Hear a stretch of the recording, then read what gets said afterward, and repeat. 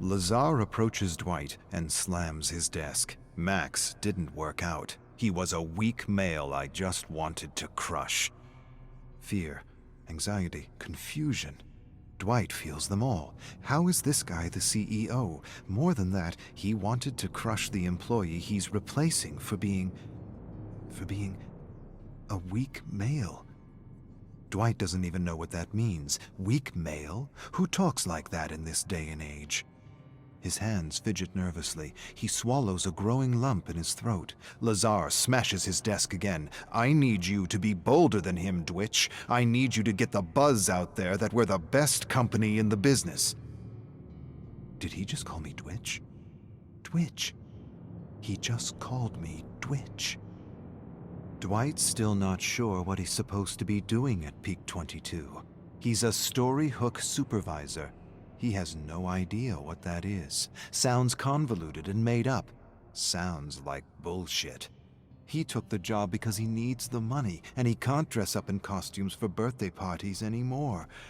Kids can be so cruel. He's supposed to create fake profiles and write positive reviews about Lazar and his company. Lazar gives his desk another thump. Be a lion, Dwight. Pounce on the internet. Pounce. Get the word out. Peak 22. We design story hooks for ads that transcend humanity. Dwight has no idea what that means. Lazar leaves a test on his desk and walks away. Dwight stares at the test, unsure. Rose, the manager who hired him, approaches him and explains it's an intelligence test. Lazar wants to make sure he's the smartest in his company. Best advice? Flunk it. Dwight smiles. Gotcha. Our thing is story hook advertising. Dwight cringes every time he hears story hook. Lazar's trying to be different just to be different. Most advertisements use stories to wrap a message in emotion. Just because you call it a story hook doesn't mean it's new, doesn't mean it's different. Story hook is a term used by high school English teachers. Rose laughs. Yes, but Lazar's an idiot, and he wants to feel like he created his own theory for his upcoming book. Dwight's eyes go wide. Book? What book? Rose laughs absurdly and explains. An autobiographic book, a guaranteed bestseller highlighting Lazar's new theory on creativity. But Lazar hasn't done anything yet. It's all smoke and mirrors. Rose laughs and corrects him. He's done one thing really well. He's burned through millions.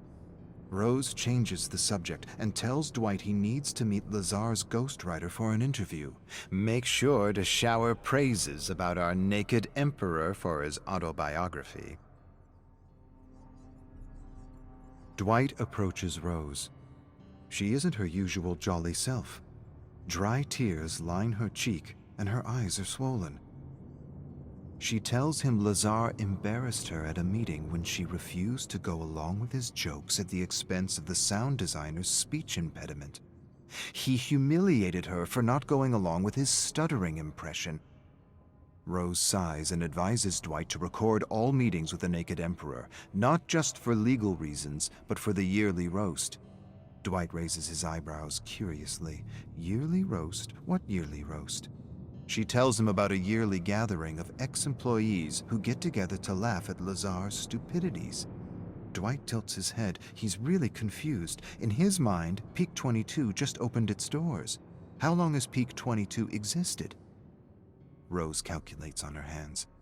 5 years. Dwight can't believe his ears. 5 years and Peak 22 has nothing? Rose smirks. Correction. 5 years and we almost have Lazar's biography and his theory on creativity. Dwight showers Lazar with online praise using fake profiles. It's the coziest job he's ever had. As he prepares to create another false profile, he suddenly hears shouts coming from Lazar's office. He freezes as Lazar verbally assaults the Peak 22 lawyer. The lawyer is telling him Storyhook can't be registered. It's a concept in many high school textbooks. Lazar fires the lawyer on the spot. The lawyer promises he'll sue. Lazar doesn't care. He'll settle. He always settles. It isn't his money. And Dwight's heard he's got his benefactors eating out of the palm of his hands. He's already settled dozens of wrongful dismissals. Rose attempts to calm Lazar down, but he screams at her to mind her business. Dwight wants to help her, but he's never made so much money doing so little before. He likes making money doing nothing. But his hands are fidgeting, and his palms are getting damp and clammy. Hearing Lazar verbally abuse Rose is difficult to bear. He imagines all kinds of scenarios where he leaps from his desk to help her. Nervousness fills his bladder, and he leaps from his chair and rushes to the bathroom.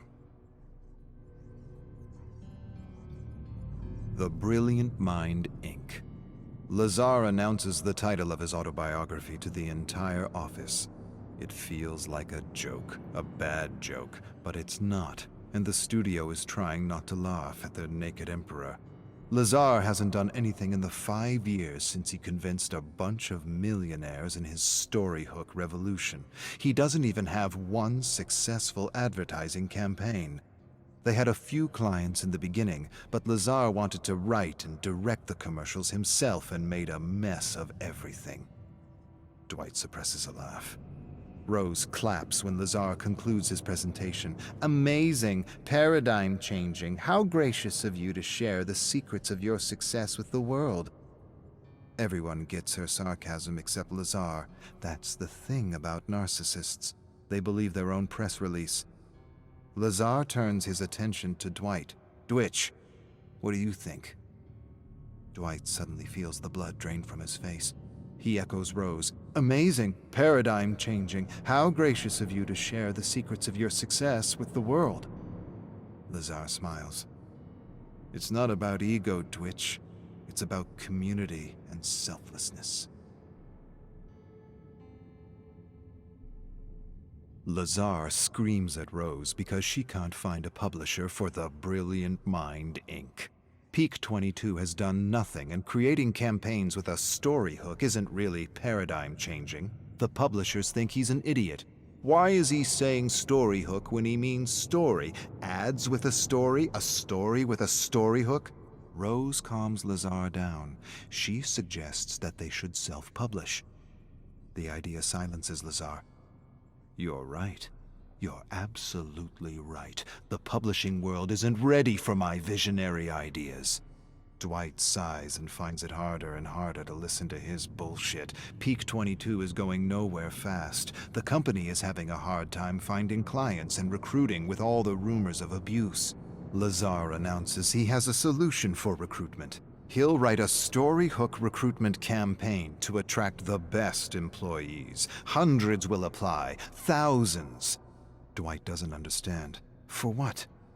Dwight still isn't sure if Peak 22 does anything other than enable a narcissist to do whatever he wants to whomever he wants.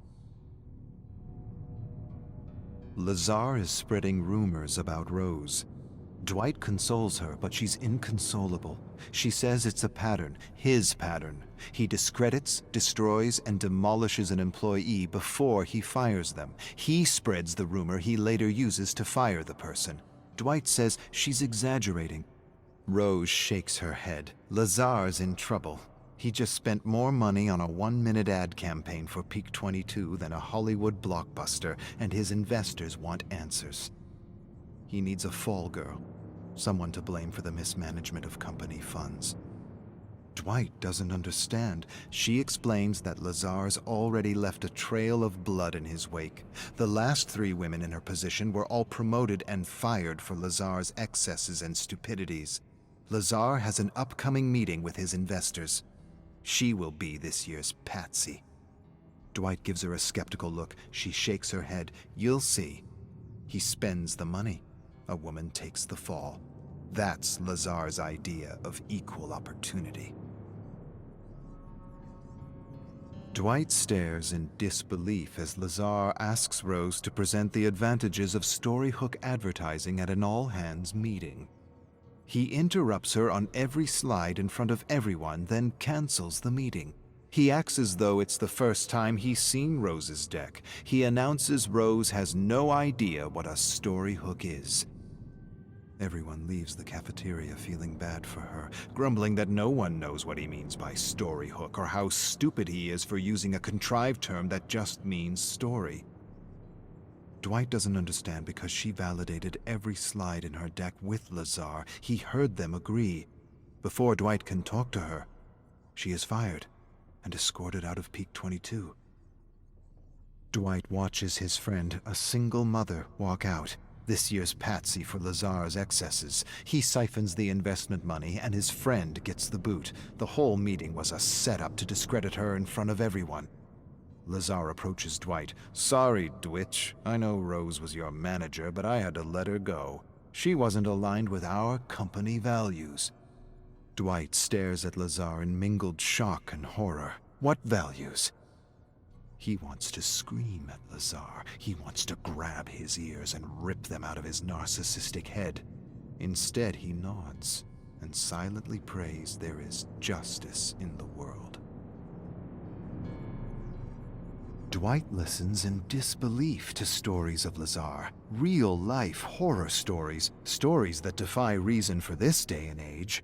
It's a yearly ritual for those who have had the misfortune to work with Lazar. They've all gathered to watch the leaked Peak 22 recruitment video. Dozens of people, each wearing a white Peak 22 t-shirt with a ridiculous Lazar quote they scribbled on with marker.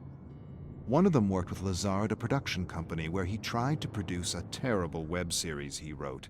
It's about an alien computer that takes over the world and controls its inhabitants with a matrix that simulates reality.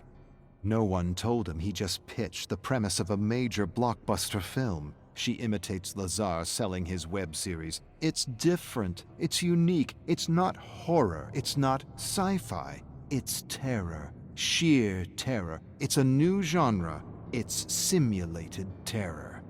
Lazar believed he had created the next big genre like cosmic horror. The writer shows a book written by Lazar, Simulated Terror, Guidelines for Writers in His New Genre. They all burst out laughing. Dwight laughs so hard it hurts. Who says story hook when they mean story, or simulated terror when they mean sci-fi? The stories of the Naked Emperor continue throughout the night, and Dwight is convinced there is no justice.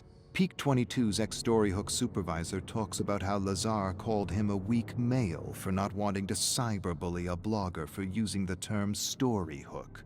He tells them about a harmless drug that makes people laugh absurdly at every little sound. He says if he was still working at Peak 22, he'd give Lazar a little taste of his own medicine. Others agree. That would be hilarious. Dwight likes the idea, likes it a lot. It might be that justice works in mysterious ways. He approaches Max. Tell me more about this harmless drug. Max hands Dwight a mix of his laughing drug. It will make him giggle and laugh so much he'll piss his pants. Pour it in his coffee right before his meeting, and you'll have a story hook unlike any other for next year's roast. Dwight smiles. He feels his heart pounding his chest. Rose will have justice. Everyone will. Dwight will teach this abuser that sometimes the little guy bites back. Inspired, he asks one of his colleagues to distract Lazar while he spikes his coffee. Another colleague listens to the plan and shakes her head skeptically. She isn't sure. She doesn't like this prank and cautions Dwight to think things through. "I've got 2 kids," she says, "and the last thing I want is for the investors to close down shop because he hallucinates or hurts someone." Dwight laughs. "Don't worry. The most that will happen is he'll act like a donkey." Dwight lifts his chin proudly and reassures her no one will get hurt. He places his hand on her shoulder and feels like the leader he always knew he's been. "Nothing bad will happen, or my name isn't Dwight."